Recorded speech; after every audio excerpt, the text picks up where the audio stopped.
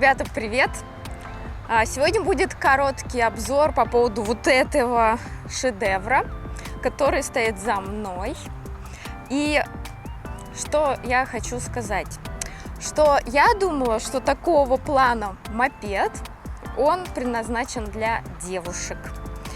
Потому что, вы сами видите, посадка какая, очень даже располагающая к девушкам. Но оказалось, что все не так в моей реальности сложилось и отличается от моей фантазии. Чем? Тем, что он весит как слон. Мопед трехколесный, впереди два колеса. Можно сесть. Он стоит не на подножке, как обычные мопеды, а он сам стоит. Вот такая тут система, которая, казалось бы, очень удобная. Можно на светофоре подъехать и ноги не выставлять. А так, если опять оглянуться и посмотреть в реальность, то не все так просто. Не все так просто. Здесь есть такой рычажок. Когда ты подъезжаешь к светофору, то можно им воспользоваться, и твой мопед будет стоять. Но он может встать в такое положение, допустим, немножко наклониться в бок. И, вот как ты подъехал к светофору, как ты включил, вот в то положение он и замрет.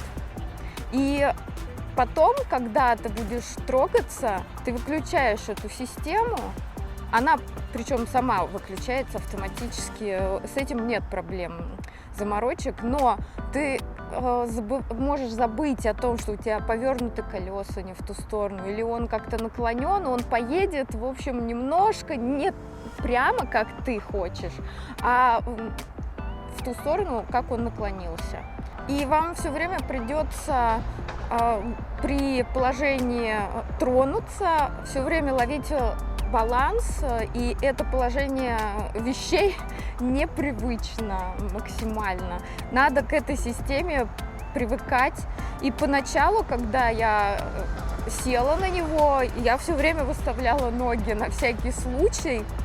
И знаете, выставлять ноги и держать слона — это тоже не очень удобно, но с психологической точки зрения безопаснее.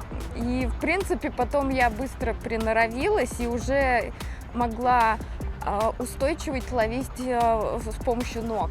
В общем, основная причина, почему это мопед не для девушек, потому что он просто очень тяжелый. Он примерно 250 килограмм под вами, и когда трогаетесь с места, система удержания равновесия, она отключается напрочь, и он превращается в обычный такой мопед, даже не обычный мопед, а как мотоцикл, и все фишки мотоцикла ему присущи. И даже замечу, что не обычного там какого-то мотоцикла, а очень тяжелого мотоцикла. Поэтому при выборе покупки мопеда нужно учитывать вот такие моменты. Особенно если вы думаете про вот этот удобный ход. Купил один мопед, а пользуются двое. То есть и мужчина, и его женщина. А теперь давайте перейдем к плюсам. Что мне понравилось в нем? Во-первых, когда я еду по дороге, я чувствую себя достаточно комфортно, он хорошо управляется, послушный. Единственное, я боюсь поворотов. Его радиус поворота, если аккуратно его поворачивать, он не такой, как мне бы хотелось, чтобы легко поворачивалось. И я спокойно поворачивала даже минимальные повороты. Это, конечно, плюс-минус получился. Ладно, дальше мы идем вообще к плюсам. Вот посмотрите, бесключевой доступ — это вообще класс. Это просто супер. Не надо ты спешишь, просто подошел, нажал тут крутанул. Сейчас надо тормоз нажать, не бывает. никаких проблем, нажал на кнопочку и все. Для девушек было бы супер вообще, если бы кто-то решился такого слона оседлать. А вот этот отсек багажный, он достаточно емкий, объемный. Его можно открыть с помощью кнопочки, что тоже очень удобно. И когда ты отходишь там на 5 метров, допустим, с ключом, он уже не открывается, так что безопасно. И вот можете заглянуть, посмотреть. Тут, в принципе, можно съездить в магазин и 2 сумки туда вполне вместить. Но этот багажный отсек тоже имеет маленький минус, так как он над мотором расположен, он внутри все нагревается, и долго ехать там больше получаса, больше 20 минут на нем, допустим, с замороженными продуктами, как-то не очень. Хотя я купила мороженое и через 15 минут была дома, и мороженое достаточно себя хорошо чувствовала. Но я его еще там мясом всяким холодным заложила. Это тоже лайфхаки. Так, теперь я расскажу про пассажира, каково ему сидеть сзади. Это водитель, а вот это... Ой, забыла. Вот тут есть такие штучки, подножки. Сейчас я их...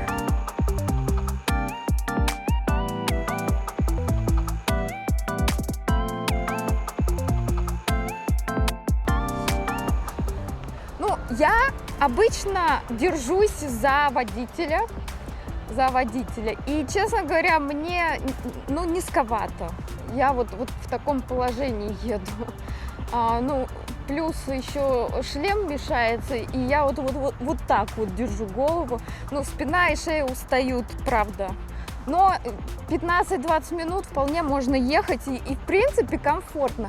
На препятствиях он себя показывает отлично. Я ничего себе не отбиваю, я не боюсь, что я слечу. И, в принципе, очень даже амортизация хорошая. Мне понравилось. Вот я вспомнила про ветер. Вот достигаешь там за 40 километров, чуть-чуть даже плюсик, все тебя обдувает просто немеренно. Воздушные, такие ветряные ванны ты точно получишь с этим ветровым стеклом. Я не знаю, от чего это зависит, ребят, но обдувает прям конкретно. А когда мы достигали скорости 80 километров, я даже видела в зеркало, как у меня щеки немножко отходили назад. Знаете, когда при ветре такое бывает с кожей.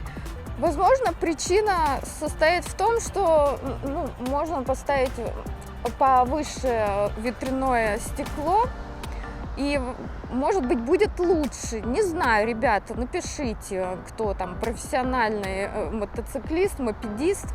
Но в данном случае ветер заходит со всех сторон, и вот отсюда, и он как-то там кружится, завихряется, и все бока тоже подвергаются обдуву, такому фреш.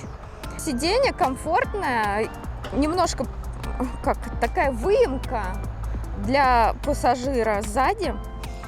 И когда экстренно там или резко, вообще при торможении, то есть, во-первых, не скользишь, и вот это предохраняет от какого-то инерции вперед податься, телом, избить водителя, и водитель, чтобы тоже там упал. Нет, такого не предвидится. То есть мне вот эта штучка понравилась, правда. Ребят, но еще один большой жирнющий плюс, что можно водить этот мопед с категории «Б». Но почему это стало возможным? Во-первых, тут хорошее распределение тормозов, передний, левая рука это задняя, и вот эта вот педалька, наличие этой педальки позволило мне сесть за мопед и прокатиться по городу. И эта педаль тормозит сразу 3 колесами и сама распределяет усилия между задними и передними колесами. Да, у нас же их 2. Также включена и система ABS, то есть, в принципе, безопасность максимально, которая может быть, она здесь есть. Да, и 3 колеса, еще плюсик скажу, во время дождя добавляют больше безопасности и устойчивости. В общем, это хороший вариант для очень дождливой погоды. Например, как в Лондоне. Я знаю, что доставщики delivery, люди, они выбирают именно такого плана мопеды, потому что это безопасно и комфортно во время дождей, которые там случаются очень часто. Ну, в общем, заключение мое такое, что если у вас есть опыт достаточный, то этот агрегат вполне вас устроит и даже порадует своими фишечками. А если вы новичок такой, как я, то, возможно, вам стоит подумать о более легком мопеде, более маневренном и так далее. Но либо прям взять у друга и попробовать нормально на нем покататься. Но если что, помните, другу придется потом платить неустойку. Ну все, ребят, пока-пока. Я пойду или поеду, секрет. Ну, поеду, конечно. Поеду по своим делам. Рад была вас увидеть, так же, как и вы меня, я знаю. Айлавушки, 1000 поцелуйчиков и пока-пока.